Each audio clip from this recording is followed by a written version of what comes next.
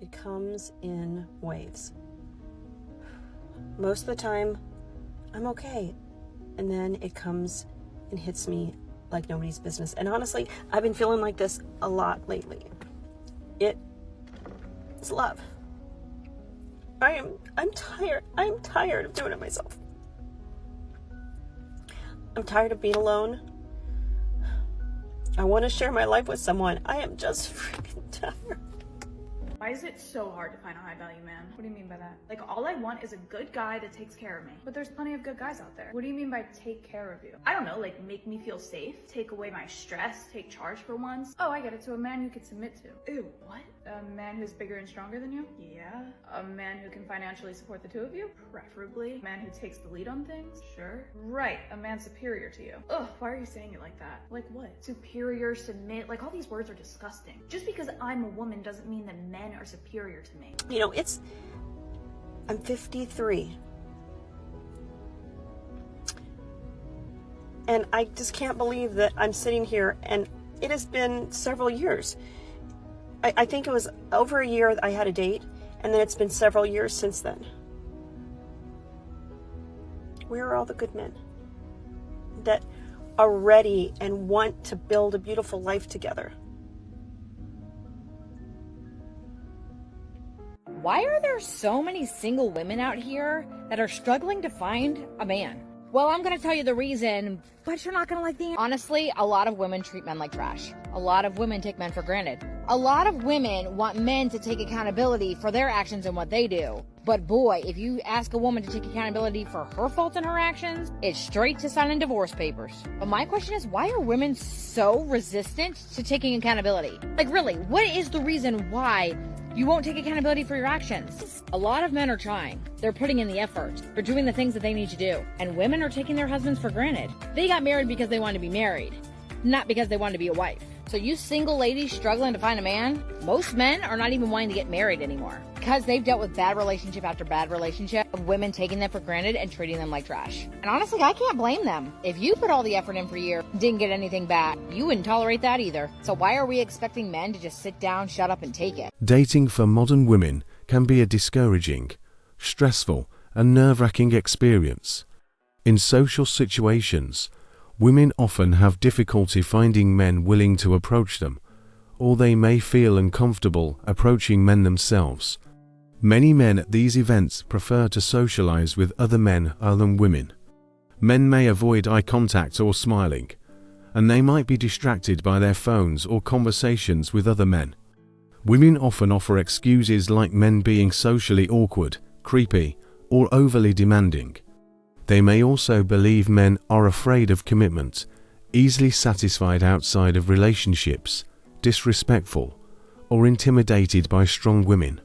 Women often ignore men's perspectives and instead rely on the advice of other single women who may have unrealistic or outdated views on dating.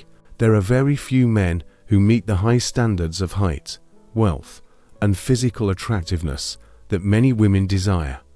Modern women set unrealistic standards for men they want to date, such as the man has to be over 6 feet tall, the man has to earn 6 figures or more, the man has to have a huge pipe, among other ridiculous requirements.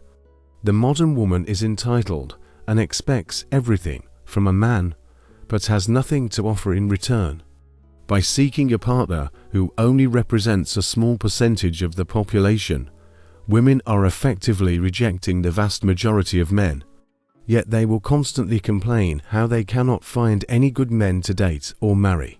God, I just fucking hate it that I have a dump truck ass and a great personality to fucking boot.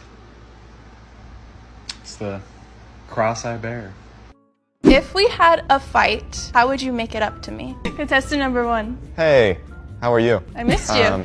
So I would gaslight you into you thinking you're the problem, and then I would abuse you emotionally till you get to a point where you only get satisfaction from me and if I tell you you look good or anything like that, and then I would start slightly treating you better so you'd think I'm changing. And then it would be this off and on until you're almost hooked for life, and I'm like, almost like a drug to you, where even when you're not around me and we break up, like you're yearning for me like nicotine. Oh, and if that doesn't work, I'd go to a movie. If all else fails, a movie. Okay. All right, who are you most attracted to? The first one, the black jacket. You said the first one in the black jacket, or did you say the guy behind him?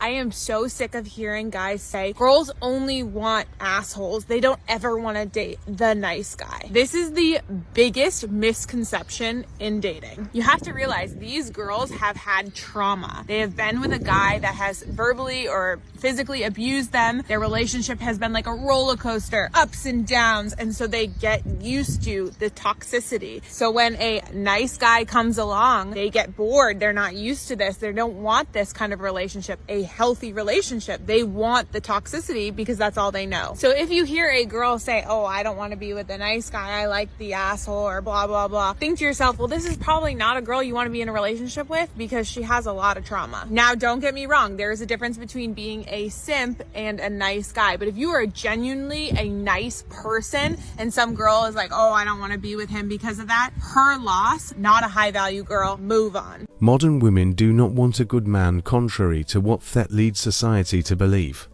Many modern women have unrealistic expectations of a partner, often envisioning a man who is incredibly attractive, financially successful, and possesses qualities associated with popular fictional characters. They may desire a man who can afford lavish experiences, provides constant pampering, and has a charming or sophisticated demeanor. Many women seek a partner who appears confident, indifferent, and effortlessly romantic. They may desire a man who is sexually appealing and always willing to meet their needs, even anticipating their desires, without explicit communication. However, such a man is likely a fantasy, and women may struggle to find a partner who aligns with these ideals.